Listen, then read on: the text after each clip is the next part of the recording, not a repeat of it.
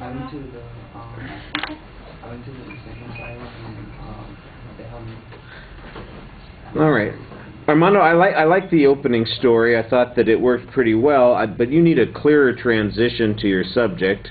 You kind of just talk about here's the topic area and this is what I'm going to talk about, but it sounds to me like this is kind of a personal hobby that you're involved with, and I think that that's the way that it really ought to be phrased. So what I'm going to describe to you today is how you can, participate in this hobby that I've gotten involved in also. And I'm going to prepare you to conduct your own paranormal investigations.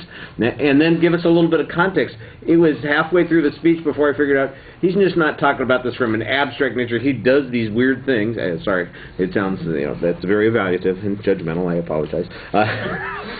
But crawling out in the middle of the night with your camcorder into the old insane asylum, that just sounds to me like kind of weird. But you know what? Different strokes for different folks. But you need to give us a context on that, and you need to set up that content a little bit more. I did think that it turned out to be a lot more organized than I thought it was going to be originally, because the visuals help you structure. When you got to the tools and you've got all those images, you are sticking to one segment there, and then you make the transition to a couple of the other things you're talking about at the end, and that was also pretty clear. The opening section, though, you got all these rules, and I'm just wondering, okay, well, what are all these rules based on? Is this experience? Have you done some reading on this? There's no citation of any material on this. It sounds like you're just telling a great story that you might share with people when you were out having dinner one night, or you're trying to freak each other out when you're sitting at a campfire or something. It's all fun and good, but it's not necessarily an informative speech, and I think you need to have a little bit more content. There are people who do this kind of thing seriously. I like the information about the tools, but obviously that's not what they're selling the thermometers for at the Home Depot. That EMF meter, I'm not exactly... I don't know if that's real or if it's something that people have invented.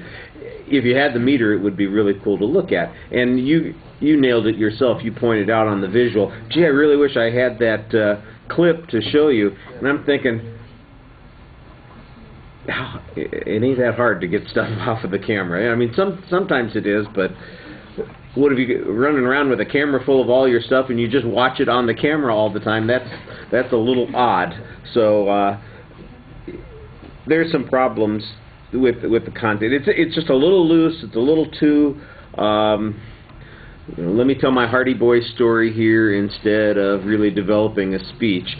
There's a little structure to it, though. I do think that you do a nice job talking to the audience most of the time, but that first picture that you had up, the Ghostbusters logo, for instance, you kept looking up there like there was some information that you were going to get off of that, and I thought, well, why does he keep looking there? Because there's nothing there, and I just figured that's maybe an anxiety issue, something that you want to watch out for. Okay, I'll shut up.